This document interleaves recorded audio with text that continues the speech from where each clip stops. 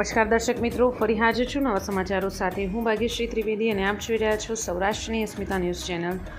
શાપર વેરાવળના રામદેવનગર વિસ્તારમાં દારૂબંધીના કાયદાના ધજાગરા ઉડાવતો ચોંકાવનારો video viral થયો છે।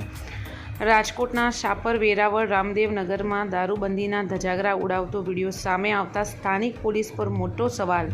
સ્થાનિક પોલીસ સૂઈ ગઈ કે પછી આંખ આડા કાન? જાહેરમાં દારૂ વેચાતું હોવાનો પુરાવો સામે આવતા સ્થાનિક પોલીસની કામગીરી પર ગંભીર સવાલો ઊભા થયા છે।